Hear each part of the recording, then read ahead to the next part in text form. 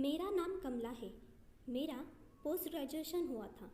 हमारा गांव सावरखेड़ है, लेकिन मेरे पिता की नौकरी के कारण हम शहर में रहते थे।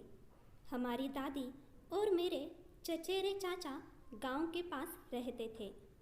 हमारे पिताजी की बुआ की मृत्यु होने के कारण हमें अचानक अंतिम संस्कार के लिए गांव जाना पड़ा, क्योंकि हमारा गांव ज़्यादा आना जाना नहीं था।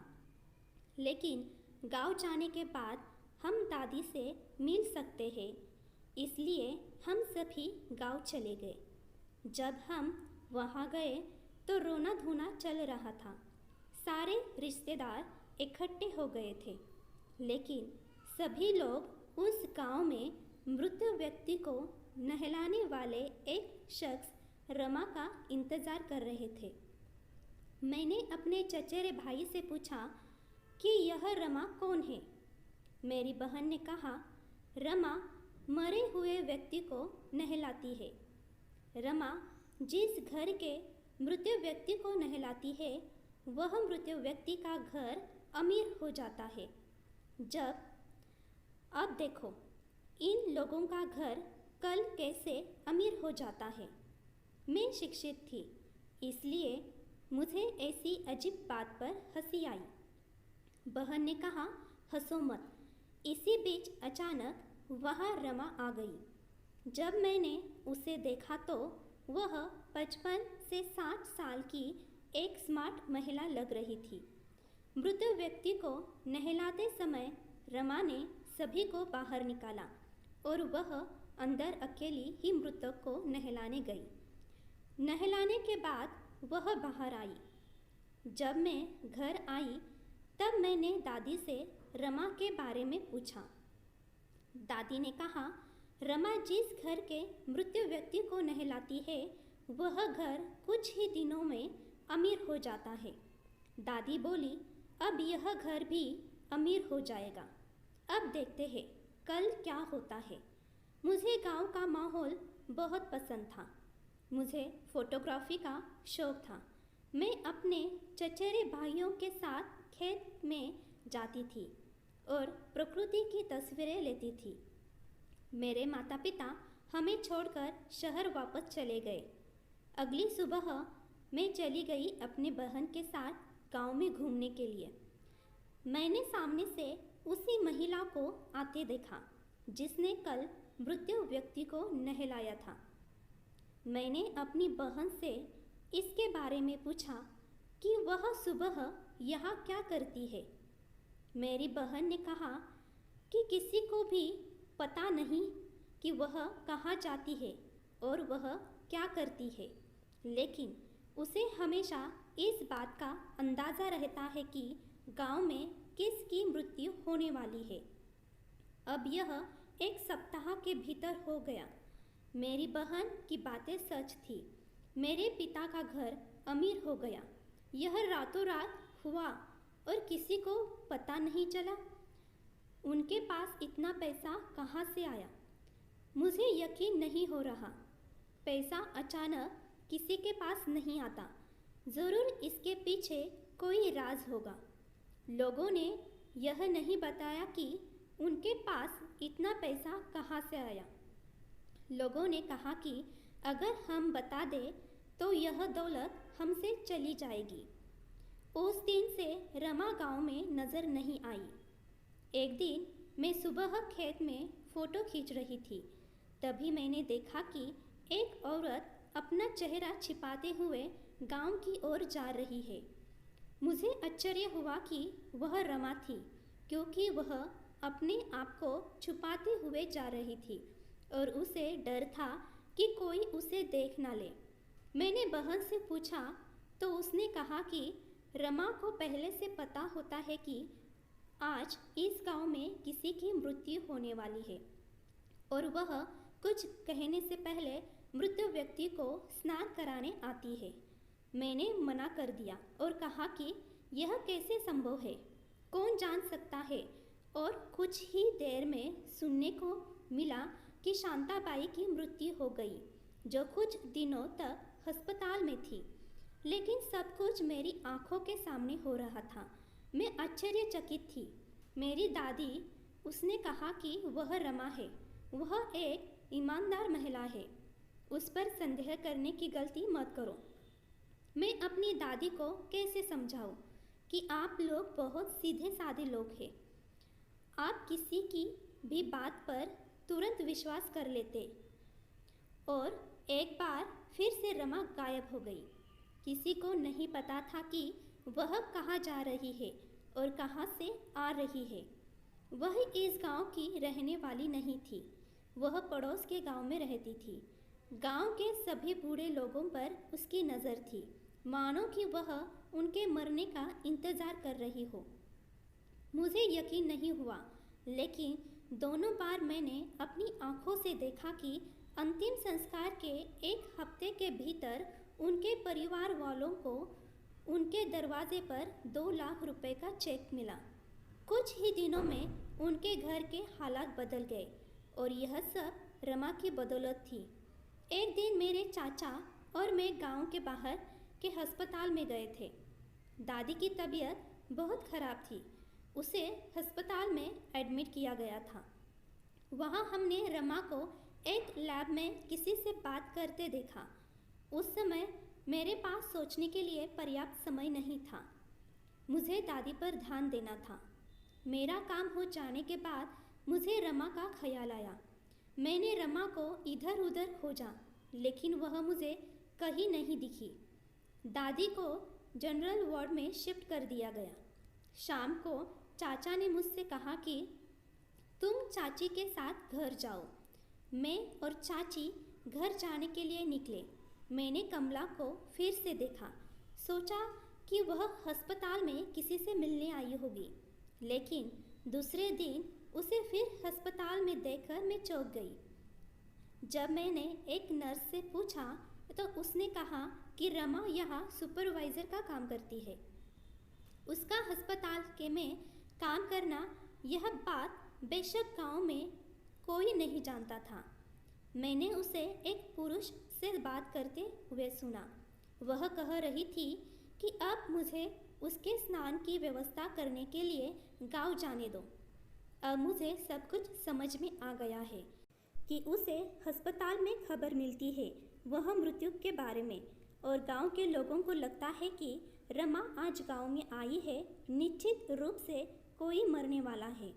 मैंने सोचा कि यहाँ कुछ गड़बड़ है। वह यहाँ काम करती है, लेकिन वह मृतक को स्नान कराती है। इस बात से उसका परिवार कैसे अमीर हो जाता है। अगले दिन पड़ोस के गांव में मेरी चाची का निधन हो गया, तो मैं भी चाची के साथ उनके अनुष्ठान में शामिल होने गई। मुझे विश्वास था कि रमा भी वहाँ होगी, लेकिन मुझे तब झटका लगा जब मुझे पता चला कि नहाने का समय हो गया है, लेकिन जो महिला मृतक को स्नान करवाने वाली थी वह रमा नहीं थी। मैंने चाची से पूछा कि रमा यहाँ क्यों नहीं आई। चाची ने कहा कि वह केवल उन लोगों को नहलाती है जिन्हें वह पसंद करती है, खासकर उन लोगों को जो बीमार है। मेरी चाची बीमार नहीं थी, उनकी दिल का दौरा पड़ने से मृत्यु हो गई। बाकी महिलाओं ने मृतक को नहलाया और हम अंतिम संस्कार के बाद घर आ गए। मेरे माता पिता भी उन्हें देखने के लिए गांव आ गए थे। हम फिर कुछ दिन बाद वापस जाने वाले थे।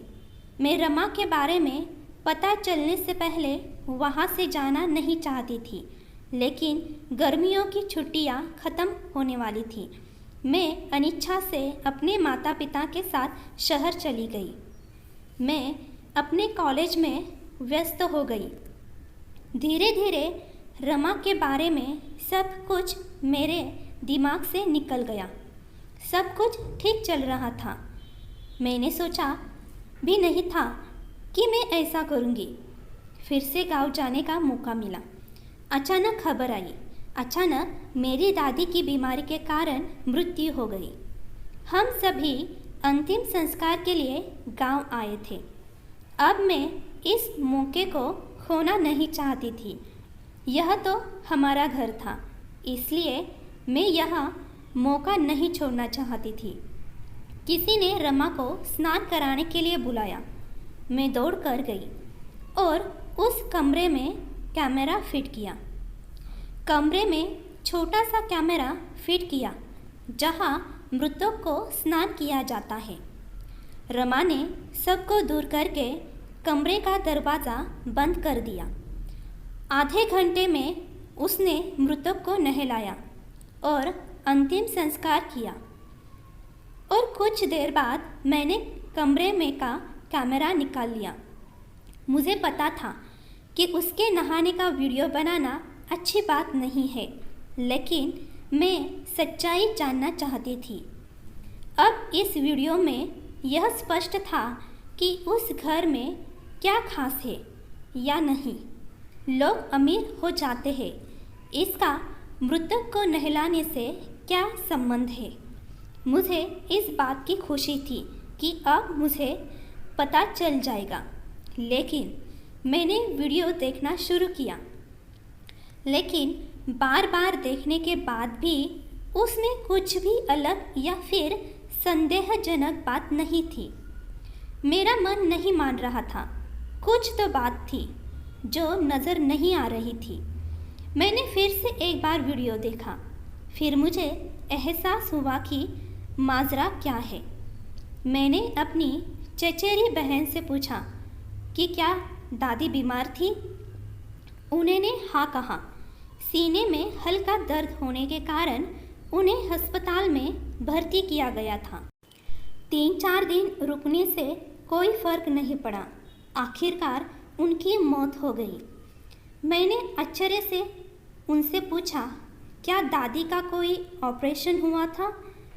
मेरी बहन ने कहा, नहीं, उसकी कोई सर्जरी नहीं हुई थी। जब मैंने यह बात सुनी तो मुझे आश्चर्य हुआ, क्योंकि उस वीडियो में मैंने दादी के शरीर पर टाँकों का निशान देखा था। बहन ने पूछा, क्या हुआ? मैंने उसके सामने कमरे में रखा हुआ कैमरे का वीडियो रखा। दादी के शरीर को देखा। उसके शरीर पर टाँके लगे हैं, जैसे सर्जरी के बाद टाँके लगाए जाते हैं। मैंने घर में सभी से पूछा, लेकिन सभी ने कहा कि दादी की अब कोई सर्जरी नहीं हुई थी। अब मुझे रमा पर शक होने लगा। मैंने वीडियो को ध्यान से देखा। जहाँ टाँके लगे थे वहाँ आसानी से पानी डाल रही थी रमा। रमा ने यह टाँके वाली बात को छुपाया। दादी के शरीर पर टाँके लगे थे, लेकिन वह चुप रही। मैंने रमा को बुलाया और उसे वीडियो दिखाया और उसने पूछा कि दादी के शरीर पर ये कैसे टाँके हैं। उनसे पूछने के बाद उसने साफ मना किया। उसने कहा, मुझे इन टाँकों के बारे में कुछ भी पता नहीं है। वीडियो देखने के बाद वह डर गई और बोली कि मुझे नहीं पता ये टाँके कैसे आए। मैंने उन्हें बहुत धमकाया तो उन्होंने कहा कि मुझे इस बारे में कुछ नहीं पता, डॉक्टर काशिद को पता होगा। दादी उनकी मरीज़ थी, यह काम की बात थी। मैं समझ गई थी कि वह डॉक्टर काशिद की मरीज़ थी। मैंने रमा से कहा, मुझे अस्पताल ले चलो। अस्पताल में कह दो कि मैं तुम्हारी भांजी हूँ और मुझे रख लो कुछ दिनों तक आपके यहाँ काम करने के लिए। अगले दिन मैं रमा को लेकर अस्पताल गई। उसने वैसा ही कहा जैसा मैंने कहा था और वह मुझे उसके जगह पर काम करने के लिए छोड़कर चली गई। अब मैं देखना चाहती थी कि इस अस्पताल में वास्तव में क्या चल रहा है। मेरे पिता ने मुझे इसके लिए बहुत मुश्किल से अनुमति दी थी। अस्पताल में पहले 1 या 2 दिन ठीक थे, मुझे कुछ भी अलग नहीं लगा। इस अस्पताल में दूर दूर से लोग इलाज के लिए आ रहे थे। अस्पताल शुरू हुए 5 साल हो गए थे। 3-4 दिन बाद डॉक्टर काशिद मरीज को देखने के लिए आते थे। उसका चेहरा देखकर मैं चौंक गई। मैंने इस डॉक्टर को कहीं देखा था, लेकिन याद नहीं आ रहा था। तभी मैंने रमा को और डॉक्टर को बात करते हुए सुना। वह कह रहे थे, एक मरीज़ मर गया है, मैं उसे ऑपरेशन थिएटर में ले जा रहा हूँ। तुम गाँव जाओ, उसे नहलाने की तैयारी करो। किसी को मत बताना, तुम्हारे अलावा कोई नहीं जानता इन बातों को। तुम्हें अपना हिस्सा मिलेगा। और हाँ, पिछले हफ्ते में जिस परिवार के सदस्य की मौत हुई थी, उनके घर पर भी पैसे भेजना है। तुम्हें तुम्हारा हिस्सा मिलेगा। यह सब सुनकर मैं चौंक गई। मैंने अपना मोबाइल फ़ोन निकाला और उस डॉक्टर को ढूंढना शुरू कर दिया। कुछ ही देर में मुझे सब कुछ समझ में आ गया कि वास्तव में इस अस्पताल में क्या चल रहा है। मैंने डॉक्टर की योग्यता के बारे में चर्चा की तो मेरे पैरों तले ज़मीन खिसक गई। इस डॉक्टर ने 7 साल पहले कानून तोड़ा था। उसे 1 साल की सज़ा हुई और उसका लाइसेंस रद्द कर दिया गया था। डॉक्टर इस गांव में वापस आ गया और अपना व्यवसाय फिर से शुरू कर दिया था। यह डॉक्टर मृत लोगों के शरीर के अंगों को निकालकर उन्हें बेच रहा था, उचित कीमती में। उन्हीं मृत व्यक्ति को रमा नहलाती थी, क्योंकि किसी को कानों कान खबर ना हो। रमा भी पैसे के लिए यह सब काम कर रही थी और मृतक के शरीर के अंगों की बिक्री से कुछ पैसे मृतक के घर भेज गए थे। मृतक के घर भेजे गए थे क्योंकि अस्पताल में मृतक के परिवार के सदस्यों से एक कागज़ पर दस्तखत करवाए गए थे। उस पर यह लिखा गया था कि हम स्व इच्छा से अपने मरीजों को ऑपरेशन और शरीर के अंगों को निकालने की अनुमति देते हैं। यदि हमें मृतक के परिवार द्वारा अनुमति दी गई थी तो यह गैरकानूनी नहीं है। मृतक के शरीर के अंगों को स्वीकार करें और उन्हें उच्च कीमत पर एक बड़े अस्पताल में भेजें। इन सारी बातों को पुलिस में बताया गया, कर्मचारियों को गिरफ्तार कर लिया गया और अस्पताल को सील कर दिया गया। यह कार्य पिछले 3 वर्षों से बहुत प्रशंसा के साथ चल रहा था। जब गांव के लोगों को अस्पताल और डॉक्टर के बारे में पता चला तो वे बहुत दुखी हुए। सभी लोगों ने मुझे दिल से धन्यवाद दिया। अंत में मैंने मृतक के परिवार में अमीर बनने और शरीर के अंगों को बेचने के इस व्यवसाय को जनता के सामने लाया। दोस्तों, यह कहानी आपको ज़रूर पसंद आई होगी और इस कहानी से आपने कुछ सीखा होगा। आपकी राय मुझे कमेंट्स में ज़रूर बताइएगा। और हाँ, आपको यह वीडियो पसंद आया होगा तो लाइक करना मत भूलिएगा। और आप मेरे चैनल पर नए हैं तो चैनल को ज़रूर सब्सक्राइब कीजिएगा, क्योंकि हम फिर से मिलेंगे एक नई कहानी के साथ। तब तक धन्यवाद।